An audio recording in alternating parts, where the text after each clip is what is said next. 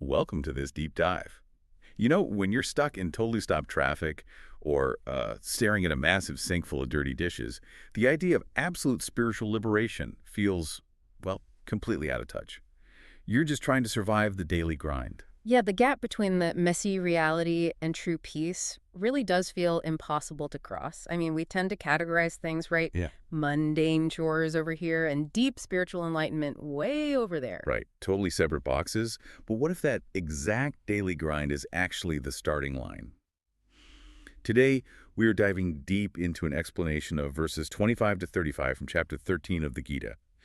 We're exploring a five-step progression to move from everyday physical action all the way to realizing our true nature as Brahman. Exactly. And Brahman being the ultimate unchanging reality of the universe, the real beauty of this five-step progression is it doesn't ask you to just, run away to a cave. I love that. So where does step one actually start? The first step starts right in your normal life, focusing entirely on physical action.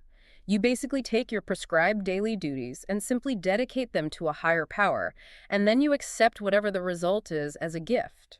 Wait, let me stop you there. So I just, wash my dishes, pretend it's some cosmic offering, and suddenly I'm enlightened. That sounds a little too easy. I mean, it would be nice. Oh, great. Right, but no, this is just the physical preparation. Think about why we get stressed in the first place. We obsess over the outcome. Oh, absolutely. By letting go of the rewards, say, not caring if your boss praises your every move, you stop riding that massive emotional roller coaster of liking success and hating failure.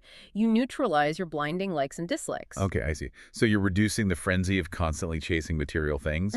Once the body and the ego calm down a bit, what's the next move? Well, once that physical frenzy fades, the focus shifts inward to the second step, which is pure mental action.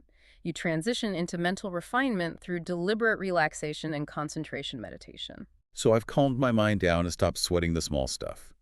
But a quiet mind doesn't automatically mean I suddenly know the secrets of the universe. What actually fills that blank space? That readiness leads right into the third step, inquiry. This means systematically studying these holy scriptures under a live, competent teacher. Right.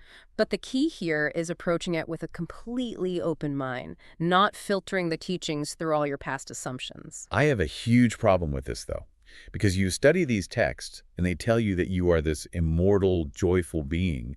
But my actual daily lived experience is that my back hurts, I get stressed out, and life is full of suffering. How on earth do we bridge that massive gap? That glaring contradiction is exactly why the fourth step introspection is totally mandatory. You can't just blindly nod along to the teachings. Oh, interesting. Introspection demands relentless questioning and reflection. You have to actively wrestle with that exact gap between what the text says and what you feel, questioning your deepest assumptions until you arrive at doubtless, unshakable knowledge. But even then, just knowing something intellectually isn't enough, is it? I can know I'm not supposed to be stressed, but that doesn't change how my stomach drops when life throws a curveball at me. Which brings us to the final hurdle, the fifth step, inner transformation. You have to internalize this truth so completely that it actually overwrites your old habits. Wow, how long does that take? Well, the text uses a brilliant lemon pickle example for this. When you first prepare a lemon pickle, it still just tastes like a raw lemon. It needs time soaking in the oil before it actually takes on the flavor of a pickle. Ah. So our minds need time soaking in this new knowledge to overwrite those deeply ingrained worldly preferences. Precisely.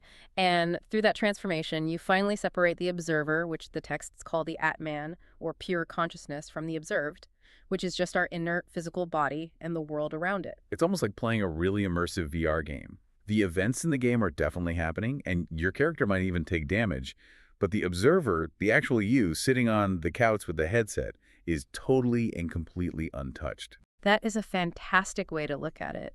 You gain the right vision and stop confusing the player with the game. The text compares it to a bee sitting lightly on the very tip of a flower to get nectar. If it dives too deep, it gets trapped. That makes a lot of sense. It also describes the Atman like the sun, which illuminates the whole universe, but isn't changed by the actions it shines on. Or like space. Space can hold a massive high-rise or a terrible smell, but the space itself is never polluted. So what does this all mean for you listening right now?